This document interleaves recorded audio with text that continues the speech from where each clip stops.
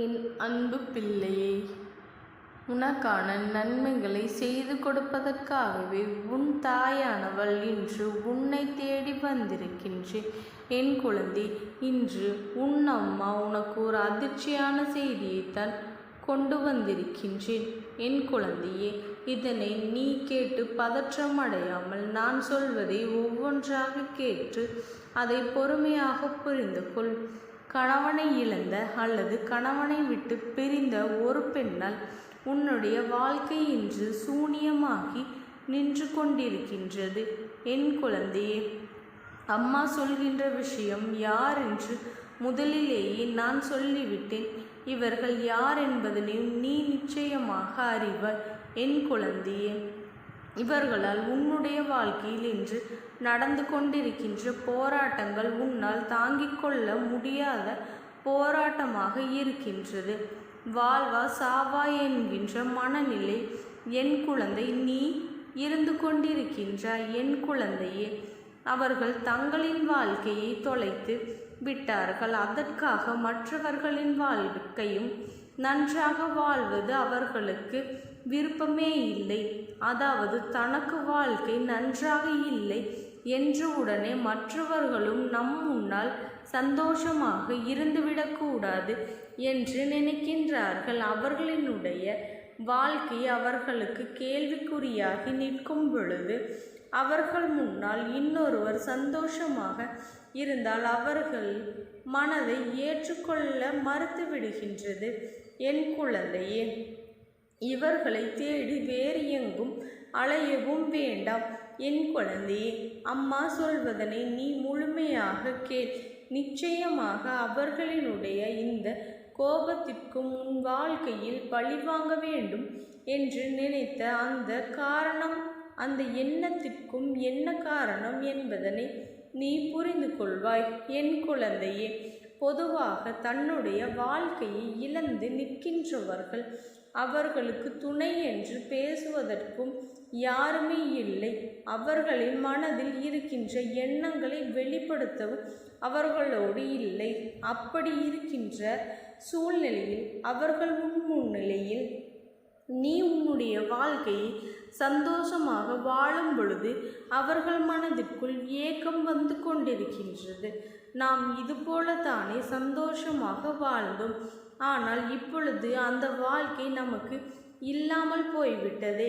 நம்மை இந்த விஷயங்கள் எல்லாம் ஞாபகப்படுத்தாமல் இவர்கள் இருக்கலாமே என்றுதான் அவர்கள் நினைக்கின்றார்கள்.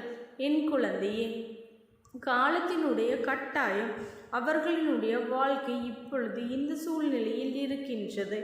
ஆனால் அவர்கள் முன்னால் நீ சந்தோஷமாக இருப்பதை வெளிக்காட்டிக் கொள்வது அவர்களின் மனதை மிகவும் வேதனைப்படுத்துகின்றது என்றால் நீ அதனை செய்யாமல் இருக்க வேண்டும் அல்லவா?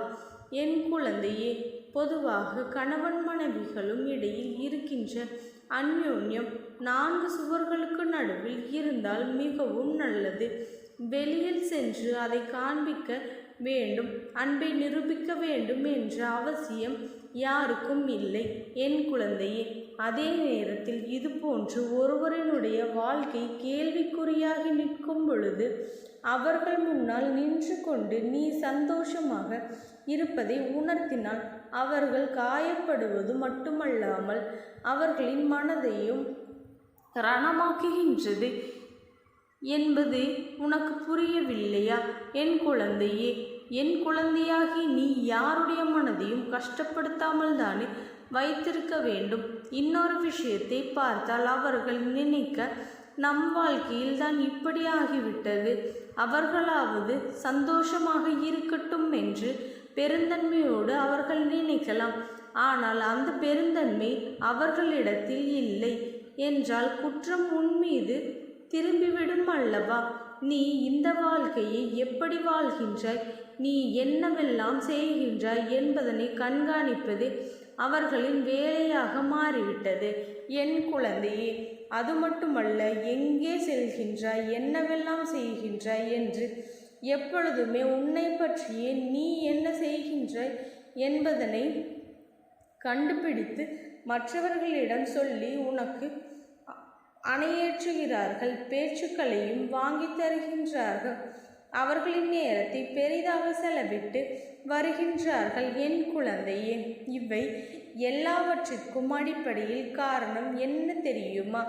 கணவனை இழந்தவர்களுக்கு நீ உறுதுணையாக நல்ல நட்பாக இருந்திருப்பாய். ஆனால் நல்லது ஆறுதலாக இருந்திருப்பாய். ஆனால் இந்த பிரச்சனைகள் உன் வாழ்க்கையில் வராது. நீயோ அவர்களை ஒரு உறவாக மட்டும்தான் பார்த்தாயே தவிர ஒரு பொழுதும் நட்பாகவோ ஆறுதலை கொடுக்கின்ற ஒரு உறவாகவோ பார்க்கவில்லை. என் குழந்தையே, அப்படி இருந்தும் இன்று உன் வாழ்க்கை ஏற்படுத்துகின்ற இத்தனை பிரச்சனைகளுக்கும் காரணம் என்பதனை நீ முதலில் புரிந்து கொள்ள வேண்டும். என் குழந்தையே, உன் வாழ்க்கையில் சில நேரங்களில் சில நல்ல விஷயங்கள் நடப்பதற்கு இவர்கள் காரணமாகவும் இருந்திருக்கின்றார்கள். உன்னுடைய சந்தோஷத்திற்கும் இவர்கள் பெரிய காரணமாகவும் துணையாகவும் இருந்திருக்கின்றார்கள். ஆரம்பத்தில் உன்னுடைய வாழ்க்கை நீ நினைத்ததை அடைவதற்கு மிகப்பெரிய அளவில் உனக்கு ஒரு துணையாக இருந்திருக்கின்றார்கள். ஆனால் இன்று அவர்களின் வாழ்க்கை தலைகீழாக மாறிய பொழுது அவர்களுக்கு என்ன செய்வது என்றே தெரியவில்லை. என் குழந்தையே, மனதளவில் பாதிக்கப்பட்டதினாலேயே என்னவோ உன்னுடைய சந்தோஷத்தை அவர்கள் ஏற்கவில்லை. அவர்கள் இந்த வாழ்க்கையை இப்பொழுது முடித்து கொள்ளலாம் என்று நினைத்த காலம் ஒரு நாள் உண்டு. ஆனால் அவற்றையெல்லாம் இப்பொழுது தாண்டி வந்து விட்டார்கள். எப்படியேனும் இருக்க வேண்டும் என்கின்ற மனநிலைக்கு இருக்கும் பொழுது என் குழந்தை, உன்னால் முடிந்த அளவிற்கு ஆறுதலை அவர்களுக்கு கொடுத்து கொண்டே இருக்க வேண்டுமே தவிர ஒரு பொழுதும் அவர்களின் மனதை காயப்படுத்த கூடாது.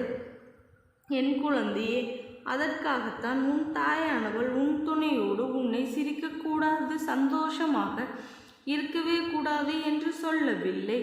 அவர்கள் இருக்கின்ற இடத்தில் எந்தவிதமான சந்தோஷங்களும் மற்ற அன்பையும் நீங்கள் வெளிக்காட்டக்கூடாது என்று நான் சொல்கின்றேன். அம்மா சொல்வது உனக்கு வேடிக்கையாக இருக்குமேயானால் உன் கண்களை மூடி ஒரு முறை சிந்தித்துப்பார். இப்பொழுது அவர்கள் இருக்கின்ற இடத்தில் நீ இருக்கின்றாய், நீ இருக்கின்ற இடத்தில் அவர்கள் இருக்கின்றார்கள் என்றால் ஒரு நிமிடம் சிந்தித்துப்பார். யாரும் இல்லாத ஒரு மனநிலை சுற்றி நம்மோடு இருந்த உறவுகள் எல்லாம் இல்லாமல் சென்று தனிக்காட்டில் தவித்து விட்டது போன்ற ஒரு உணர்வு. இப்படி இருக்கும் பொழுது அவர்களுக்கு அதிகம் தேவைப்படுவது ஆறுதல் மட்டும்தான். அந்த ஆறுதல் அவர்களுக்கு கிடைக்கவில்லை என்றால் என்னுடைய எண்ணங்கள் மற்றவர்கள் மீது திரும்பத்தானே செய்யும்.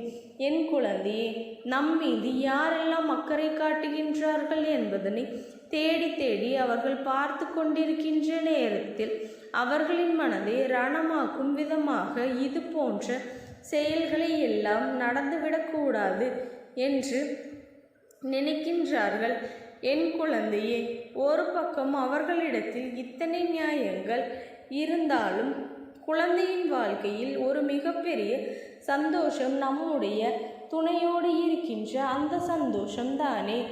அதிகபட்சமாக நேரம் கிடைக்காவிட்டாலும் கிடைக்கின்ற நேரத்தில் சந்தோஷமாக சிரித்து பேசி மகிழ்வதை கூட அவர்களால் ஏற்றுக்கொள்ள முடியாமல் இருப்பது எந்த அளவிற்கு அவர்களின் மனநிலை பாதிக்கப்பட்டு இருக்கின்றது என்பதனை உனக்கு உணர்த்தி கொள்கின்றேன். எல்லா சூழ்நிலையிலும் இந்த வாழ்க்கை எப்படியாவது கடந்து வந்து விட வேண்டும் என்றுதான் நீயும் போராடி கொண்டே இருக்கின்றாய். எத்தனையோ முறை இந்த வாழ்க்கையை விட்டு சென்று விடலாம் என்று நினைத்திருக்கின்றாய். அவர்களின் வாழ்க்கையை இப்படியாகிவிட்டது என்பதற்காக நம்முடைய வாழ்க்கையையும் இப்படி நாம் தொலைத்துவிடக்கூடாது. ஏனென்றால் அவர்களை நினைத்து கொண்டிருக்கின்றார்கள் என்று என் குழந்தை நீ வேதனைப்படுகின்றாய். இல்லாததையும் பொல்லாததையும் சொல்லி இல்லத்திற்குள் நிம்மதியில்லாத சூழ்நிலையை உருவாக்கி விட்டார்கள் என் குழந்தையே. அதனால் உன்னுடைய மனது படுகின்ற பாடு என்னவென்பதனை உன் தாயானவள் என்னால் புரிந்து கொள்ள முடிகின்றது. என் குழந்தையே, இதுநாள் வரையிலும் அவர்களின் எண்ணங்கள் கெட்ட எண்ணங்களாகவே இருந்துவிட்டது. போகட்டும். ஆனால் என் குழந்தை, அவர்களை மாற்ற முடியாது என்று எளிதான விஷயம் அல்ல. ஆனால் உன்னை நிச்சயமாக மாற்ற முடியும். உன்னால் தான் உன்னை மாற்ற முடியும். அப்படியானால் நீ என்ன செய்ய வேண்டும் தெரியுமா? என் குழந்தையே, எப்பொழுதும் அவர்களுக்கு ஒரு ஆறுதலாக நீ இருக்க வேண்டும். எந்த சூழ்நிலையும் நீ அவர்களுக்கு கை கொடுப்பாய் என்ற நம்பிக்கை அவர்களுக்கு கொடுக்க வேண்டும். அப்படி அந்த நம்பிக்கையை நீ கொடுக்கும் பொழுது அவர்கள் வாழ்க்கை இனிமேல் எந்த சூழ்நிலையிலும் துணையில்லை என்ற ஏக்கம் அவர்களுக்கு வராமல் இருக்கும்.